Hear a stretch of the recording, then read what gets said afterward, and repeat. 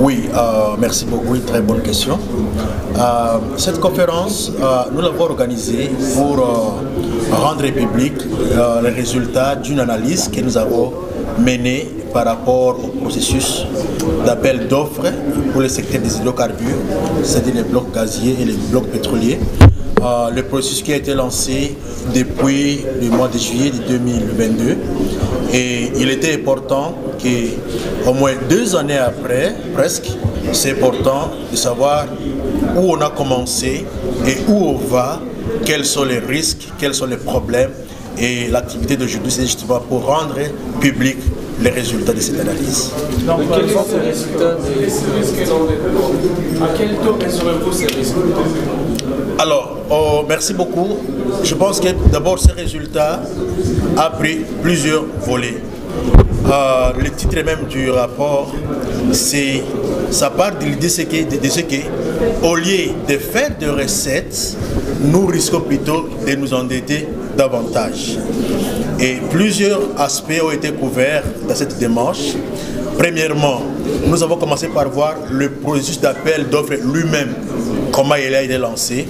Et nous avons trouvé qu'il y a des informations qui ne sont pas disponibles pour prouver que le processus a été correctement conduit. Par exemple, les PV, plutôt les comptes rendus des conseils des ministres que nous avons explantés, nous ont montré qu'au niveau du conseil des ministres, il y a 16 blocs qui ont été approuvés. Et les conseils suivants, je pense 62e, on a parlé de blocs gaziers qui seraient également soumis à l'appel d'offres. Mais au lancement de l'appel d'offres, il y a eu le lancement de 27 blocs pétroliers et 3 blocs gaziers. C'est-à-dire que les blocs supplémentaires, nous n'avons pas trouvé de traces dans un compte rendu du Conseil des ministres où on a parlé de ça. Ça, c'est un premier aspect. Et notre aspect que notre résultat montre, c'est que l'appel d'offres a été lancé dans un contexte où on n'a pas suffisamment de données pour attirer les investisseurs. C'est pour cela que je voulais voir depuis que les appels d'offres ont été lancés en 2022 au mois de juillet jusqu'aujourd'hui 2024, le mois de mai, il n'y a pas toujours un preneur pour les blocs pétroliers. Perenco avait soumis pour quelques blocs pétroliers, mais Perenco a été clair qu'il se retire du processus pour insuffisance de potentialité des blocs dans lesquels il voulait opérer. Pour dire qu'on n'a pas de données suffisantes pour convaincre les investisseurs à venir. Et non seulement pour convaincre les investisseurs à venir, le contexte global aujourd'hui montre clairement que nous sommes en train de basculer des énergies fossiles vers les énergies renouvelables. Et nous sommes dans cette période qu'on appelle transition énergétique. Comment on va transiter vers les énergies renouvelables. Et avec ce processus, il y a aujourd'hui beaucoup d'États, les grands États du monde qui s'engagent pour abandonner les énergies fossiles progressivement.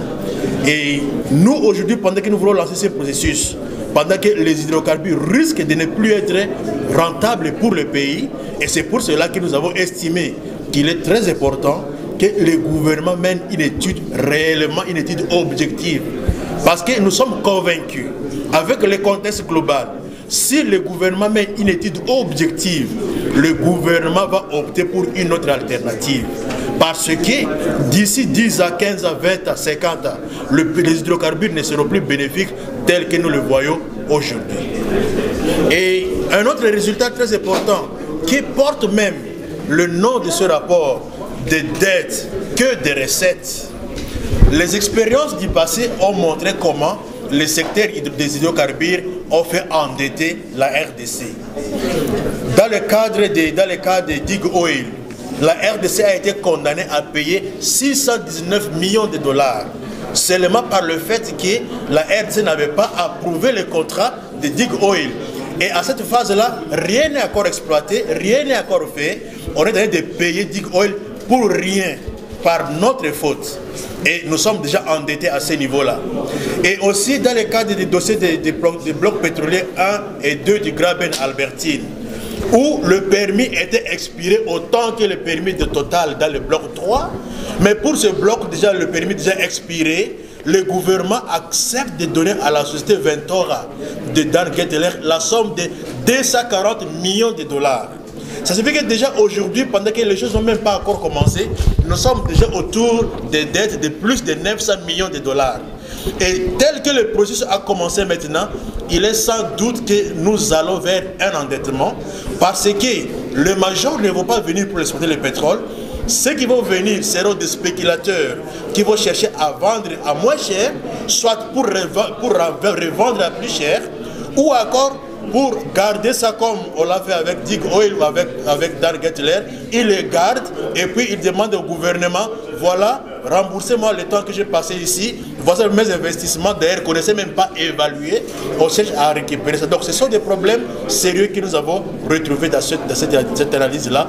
Et nous avons voulu attirer l'attention et du gouvernement, et des opérateurs pétroliers, et de la société civile, et de la population congolaise, qu'ils sachent qu'il y a quand même un risque sur lequel le gouvernement est censé réellement travailler avant de prendre la décision d'exploiter ou non les hydrocarbures en RDC. Sont-ils rentables au siècle présent? Voilà la grande question. Réellement, c'est d'abord stopper le processus, rentrer sur les études, mener des analyses vraiment objectives et une analyse holistique à tous les domaines pour arriver à prendre la décision de dire maintenant nous voulons aller ou bien nous voulons exploiter d'autres alternatives. Et parlant des alternatives, je pense qu'aujourd'hui, nous-mêmes nous disons que le Congo c'est un pays qui a presque toutes les richesses possibles. Et nous avons des alternatives. Aujourd'hui, l'agriculture n'est plus faite au pays. Nous importons tous les produits agricoles des étrangers. Aujourd'hui, nous avons les minéraux. Lorsqu'ils sont bien gérés, d'ailleurs, pour votre information, la RDC détient le 3/4 des réserves mondiales de l'énergie liée à la transition énergétique, le cobalt. Si aujourd'hui, la RDC met une stratégie positive, une bonne stratégie d'exploitation du cobalt, l'argent du cobalt seulement est susceptible de générer plus que ce que les hydrocarbures devraient générer. D'autres alternatives, il y en a. Nous avons aujourd'hui la forêt, la deuxième forêt mondiale à terme et grandeur, mais la première forêt mondiale à terme de séquestration de carbone. Si aujourd'hui les pays pollueurs qui ont déjà pollué leur environnement cherchent à maintenir l'environnement, ça sera maintenu à partir de l'environnement congolais, à partir des forêts congolaises, à partir des eaux congolaises. Alors, ça veut dire que nous avons encore à exploiter même ces alternatives-là pour dire, voilà, nous donnons beaucoup déjà aux pays du Nord, payez-nous. C'est ça le principe des pollueurs-payeurs. Donc, payez-nous si vous voulez que vraiment nous puissions avoir cette maintenance. Alors, ce sont les alternatives que la RDC peut exploiter et on a suffisamment des alternatives à l'exploitation des hydrocarbures en RDC. Et la question des conditions et critères de sélection. Quand vous allez dans la note à la page 11, il y a vraiment un extrait de l'appel d'offres. Lorsque vous lisez cet extrait, vous allez voir les conditions même que le gouvernement avait essayé donc de mettre en exergue pour tout soumissionner. Et ça, c'est en conformité du code et du règlement des hydrocarbures. Mais en réalité, qu'est-ce qui s'est passé? C'est que on a quand même constaté que les soumissionnaires qui ont été sélectionnés n'avaient pas rempli les critères tels qu'exigés par la loi et exigés par l'appel d'offres. Et les cas que je voulais justement évoquer ici, nous avons Alpha-Tir Energy et Wind Exploration. Pour Alpha-Tir Energy, par exemple, quand vous lisez les critères qui sont dans l'appel d'offres, il y a vraiment deux questions importantes. L'une des questions importantes, c'est que l'entreprise doit prouver d'abord ses capacités techniques et financières. Et lorsqu'on parle de la capacité technique, c'est que c'est une entreprise qui est dans le secteur, mais au moins qui a quand même un CV travaillant dans le secteur pendant plusieurs années. Or, quand vous prenez les cas d'Alpha-Tir, Alpha-Tir a été créé au mois de janvier de la même année que l'appel d'offres. Et 6 mois après, on lance l'appel d'offres. Et donc, l'entreprise n'avait pas de capacité. Quand vous allez sur le site d'Alpha-Tir, il y a vraiment une adresse du siège social de l'entreprise, c'est à Bukavu. Mais quand vous allez à Bukavu, il n'y a même pas de bâtiment pour cette société-là. Donc l'adresse, c'est à la maison du propriétaire réel de cette société-là. Et là déjà, ça pose un problème. Quand vous regardez sur les critères, c'est que les entreprises devaient présenter 3 états financiers, donc les états financiers des 3 exercices comptables déjà passés. Mais une entreprise qui est créée en 2021, l'année même du lancement de l'appel d'offres, ça veut dire que même les critères tels que prescrits par la loi et tels que décrits dans l'appel d'offres, ces critères-là n'ont pas été respectés. Et ça, c'est vraiment un autre problème qu'on a essayé de constater. Alors, l'autre problème clé, c'est une question de transparence et de validité. Aujourd'hui, nous réalisons que tous les contrats qui ont été signés dans le secteur gazier, en tout cas jusqu'à la preuve du contraire, jusqu'à ce matin, avant qu'on vienne publier ces rapports, ces documents-là ne sont pas disponibles. Et dans les secteurs pétroliers, par exemple, il y a vraiment un certain nombre de documents qui devaient être dans le domaine public et qu'on n'a pas su voir jusqu'à ce matin. Or, pour des questions de transparence et de redevabilité, en tout cas, on devrait quand même avoir ces documents-là dans les domaines publics. C'est notamment les preuves de remise du bloc pétrolier 1 et 2 par Mentor Blockmet, pour voir vraiment que ces patrimoines-là est revenu à l'État. On n'a pas un document officiel qui l'atteste. Donc aujourd'hui, par rapport à l'appel d'offres qui a été lancé, et là où nous sommes aujourd'hui, c'est que nous réalisons quand même qu'il y a eu donc beaucoup de soucis dans le processus lui-même. Alors, moi je préfère quand même m'arrêter là. Et je pense quand même que l'un de mes collègues va essayer maintenant de nous parler un peu de la suite, en termes de crainte. Là, ce sont les réalités que moi je voulais présenter, mais je crois vraiment qu'on a quand même pas mal de craintes sur lesquelles donc, nous devons quand même nous atteler aussi. Merci. Merci beaucoup. Entendu, mieux pour exploiter. Et nous arrivons à la réalité. On s'est posé est-ce que c'est un rêve ou bien c'est une réalité? Voilà que l'exposé de mon prédécesseur vient de montrer qu'il y a beaucoup de réalités qui semblent montrer que ce projet risque d'être un rêve. Alors, ces rêves, ces incertitudes nous conduisent finalement à des craintes. Et nous l'avons intitulé « Crainte pour le futur ». Merci. Alors, une des craintes, c'est qu'il y a risque pour le gouvernement de fournir des garanties de rentabilité qui risquent de rattraper le gouvernement plus tard. Comment sont des sociétés de prouver sa capacité technique financière?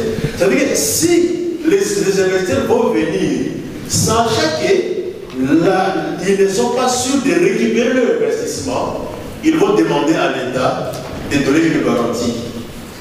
Nous soumettons dans nos secteurs, mais dans les cas où nous échouons, garantissez-nous que vous allez rembourser nos investissements. Nous allons le voir avec le cas qui va suivre ici. Donc il y a un risque et nous devons vers ces risques-là.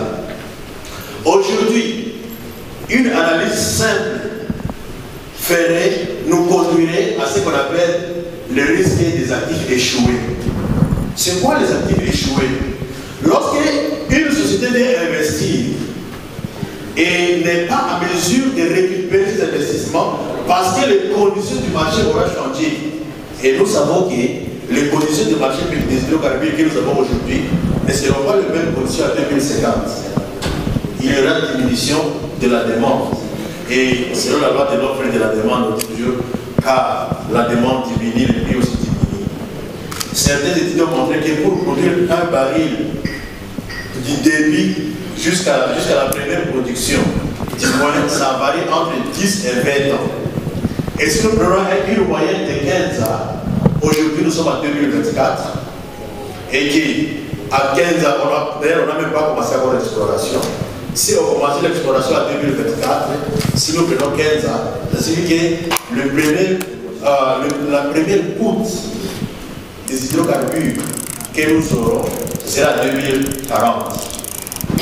Et si c'est en 2040, par exemple, et que les conditions du marché ont changé, alors, il y a le risque que chacun qui veut venir va dire non, non, je veux d'abord que le gouvernement puisse assurer mes investissements. Et dans les cas où j'ai joué, je vais récupérer. Ça, c'est une crainte.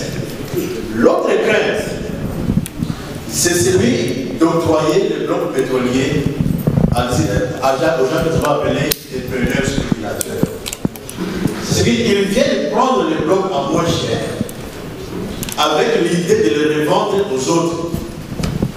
Et aujourd'hui, on ne sait pas avec combien Alpha Giri et Wind ont signé le contrat de partage de production. Voilà combien on ne le sait pas encore parce qu'il est bien dit qu'il n'y a aucune information publiée à cet effet-là. Je vais donner l'exemple du grand maître Albertine, sur lequel je vais référer d'accord. Ce qui, le bloc 1, bloc 2, aujourd'hui le coût n'est pas connu. Mais quand même, lorsqu'on devait remettre ça à l'État, l'entreprise a dit j'ai investi ça 40 millions de dollars. Et l'État doit les rembourser. Ça signifie que nous, parce qu'il n'y a pas d'investisseurs sérieux qui vont venir, à ce moment-là, on va trouver des spéculateurs. D'ailleurs, il y a des banques qui ont dans leur attribution d'assurer les financements dans les secteurs des hydrocarbures. Beaucoup de banques ont clairement montré que nous ne sommes pas preneurs pour l'exploitation des hydrocarbures en RDC. Ils les ont montrés comme ça. Et dans le rapport, vous allez trouver des références par rapport à ces éléments-là, où ils disent que nous, là, nous n'allons pas nous engager sur ce chemin-là. Donc, finalement, qui va assurer? Et finalement, ça fait accroître la crainte que depuis 2022, juillet, jusqu'au mai 2024, qu'il n'y ait pas de preneurs, je pense que ça doit faire réfléchir. Alors, le petit élément du rapport, c'est des risques d'endettement et de recettes. Nous avons donné deux cas. L'histoire a montré. En 2007, le gouvernement congolais a signé un contrat de partage de production avec Tig Oil sur le bloc 8, 23 et 24 de la nouvelle centrale. Et selon le texte, selon la loi, lorsqu'on signe un contrat de partage de production, le président de la République doit approuver ce contrat par une ordonnance. Alors, contrat signé en 2007, c'est seulement en 2018, car le régime de l'ancien président Kabila prenait fin, en 2018, il a approuvé un contrat signé en 2007. Donc, c'est plus de 10 années après. Et lorsqu'on a signé, en même temps, en 2010, un bloc appartenait, le bloc 1 de Gabriel Albertine appartenait également à Digoï, que le gouvernement a pris de Digoï a remis à Capricat, l'époque sur les sociétés de Dan Gettler. Et maintenant, lorsqu'on a signé, lorsque le gouvernement a signé, Digoï a dit maintenant, ça y est, je vais devant la cour arbitrale. Ils sont partis devant la cour arbitrale à Paris. Pour deux raisons. Première raison, le gouvernement a traîné à signer l'ordonnance. Donc ça va créer des pertes énormes. Deuxième raison, le gouvernement congolais a retiré illégalement le bloc 1 de Gabriel Albertine et je l'ai donné. Après la sentence, voici que la RDC a été condamnée à payer 619 millions de dollars à Digoï. Pour n'avoir rien fait, juste parce que vous l'avez géré, vous me payez. L'histoire avec le bloc 1 et le bloc 2 du Gabriel Albertine.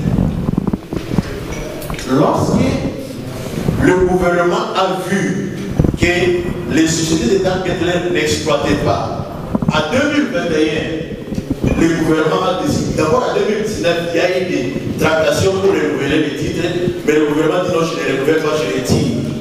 Et ils sont partis dans un accord, ils disent ok, d'accord, nous signalons un accord, on va calculer les investissements que je fais là-bas, et puis le gouvernement va me rembourser ça. Ils ont fait le calcul. Déjà, avant même de faire le calcul, ils avaient annoncé qu'ils ont investi 70 millions de dollars.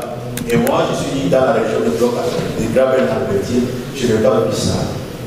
Et lorsque il fallait faire l'accord, il dit non, ce n'est pas 70 millions, mais c'est 240 millions de dollars. Ils ont signé ça. Dans le document, il y a des liens qui conduisent vers ce document-là, qui montrent que le gouvernement congolais accepte de payer 240 millions. Donc aujourd'hui, on n'a même pas encore commencé l'exploitation, mais on est déjà autour de dettes de plus de 900 millions de dollars qu'on doit remettre aux sociétés. Alors ça signifie qu'il y a quand même une crainte. Au lieu de nous attendre nos recettes, nous allons plutôt aller dans l'endettement. Et tous ces blocs-là, par exemple, si aujourd'hui quelqu'un venait prendre le bloc de Graben-Albertine, le bloc 1 et 2, la première chose d'abord, ok, remettez l'argent dedans d'abord, et puis vous allez continuer. Et si par malchance, aucun preneur n'arrivait comme c'est le cas maintenant, à ce moment-là, le gouvernement est obligé de puiser dans d'autres comptes pour payer la dette des gens pour le pétrole qui n'a pas été exploité.